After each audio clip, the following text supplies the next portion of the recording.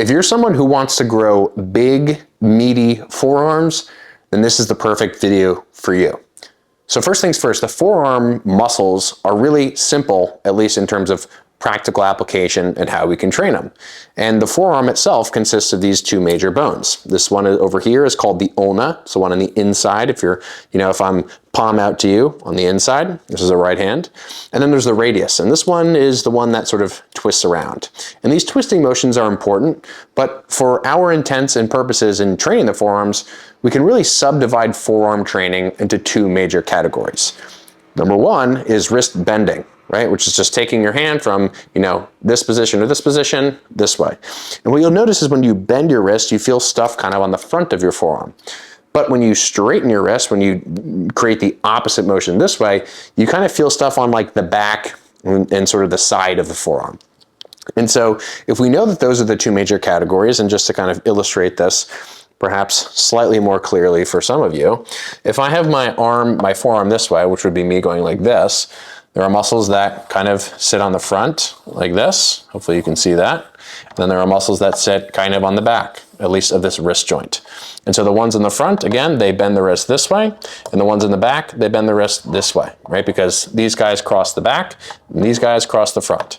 And so what we need basically is just an exercise which tries to pull our hand this way so that we can bend against the resistance that way. And then subsequently, we need an exercise which tries to bend our wrist this way so that we can straighten our wrist against it that way. Right? So you can kind of think about this in an analogy to biceps and triceps.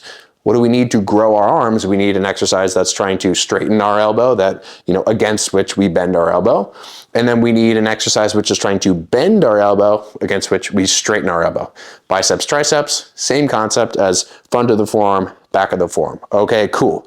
So two major principles that I personally would take into account if I were you when trying to train forearms is position of the hands. A lot of people, what they'll do is they will grab fixed implements, straight bars, maybe, easy bars, things that are slightly cambered, and those can be fantastic options. But if you're someone who has tried to do that stuff before and who hasn't felt totally comfortable doing those things, it might be because of the fact that your forearm muscles have particular areas in terms of like where your hand is that are going to feel more natural and less natural. So I want you all to do just a quick experiment. Take your arms like this, and let's just say we'll pick one of the two motions, a wrist curling exercise. If I do a wrist curl exercise with my hands, my palms kind of up like this facing each other, it feels pretty natural. Like I can go down and up and down and up. No problem there. I can squeeze my forearms nice. But if I stay in this position with my upper arms and I turn my palms to you all, and then I try to do a curl while I maintain that palms to you, feels kind of awkward, feels kind of clunky, and it just doesn't feel right. I don't even have any added load, right, that I'm curling against, and it feels kind of weird.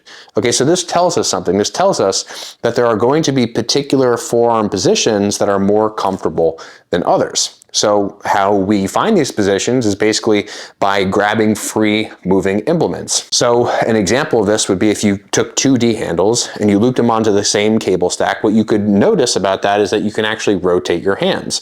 And so let's say, and this is one of my favorite exercises for the front of the forearms, this is me introducing exercise sort of number one here. And all you're basically going to do is attach two D handles to a cable and move the cable to the bottom of the stack. You're going to pick those handles up, and then you're going to play around with the rotation in your forearms because the handles are free moving, and figure out which of those slots feels best and most connected to that front side of the forearm.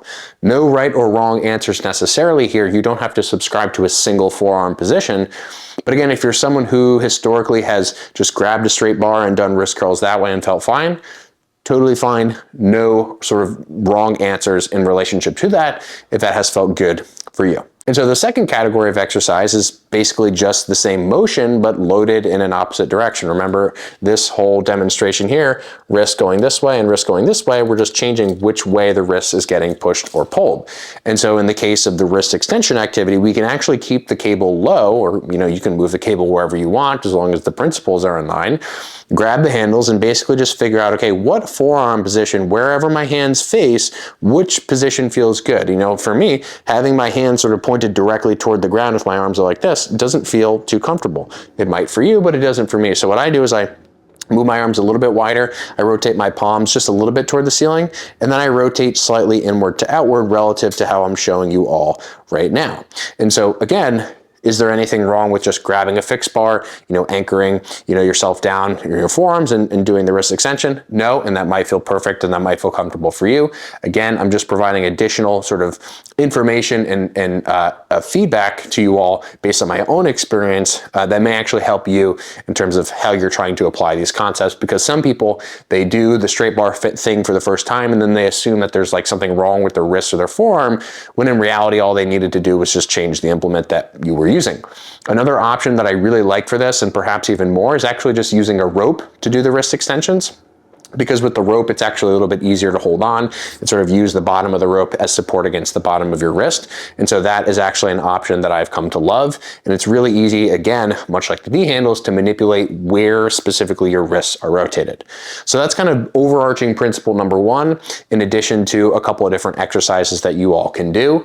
If you don't have access to cables, you can just mimic the same concepts with free weights, right? So if it's a dumbbell, if it's an easy bar, if it's a barbell, basically just find a way to turn your wrist in a particular direction so that you can load it in either that bending or straightening thing, and then just do the curls or do the extensions from there, right? Again, very, very simple, and I'll repeat that there are no wrong options insofar as the implements that you grab. Now, but the second major principle here that I think is very important, and perhaps you already picked up on this and already sort of understand this as an important concept, is you just want to make sure that like your forearm, if it's not directly supported, is not having to kind of battle in terms of the exercises that you're doing with other muscles.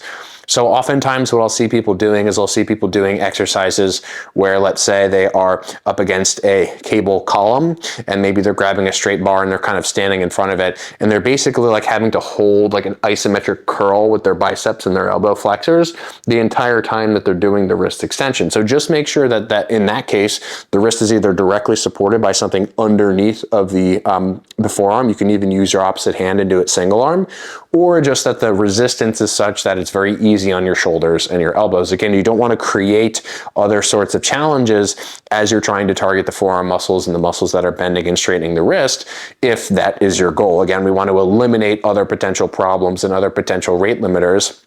And guess what? Even if you can't really perceive a ton of fatigue, right, which is unlikely that you're perceiving a ton of fatigue while doing any forearm exercise elsewhere, but if you are, like, those are things that are going to just unnecessarily fatigue you for other exercises that you may do on the same day or on a subsequent day or within the week, right? So for example, if you're doing that forearm exercise where you're just holding an isometric curl and the next day you're training biceps, well, that may impact your ability to actually add volume specifically to the biceps, and it may just add an unnecessary sort of stress to your elbow, especially if you're someone who has elbow related issues. That could be something that's important, right? And that's just one example of a potential multitude that we could discuss. So the two major principles, again, that I would personally recommend based on my own experience: just make sure that you sort of have some freedom of motion at the forearms, as I mentioned with the particular implements, but no problem if you don't have issues with those implements. And then number two, just make sure that your forearms are the only rate limiter, and that you're not having to sort of do a ton of stabilizing in other areas, be it on the shoulder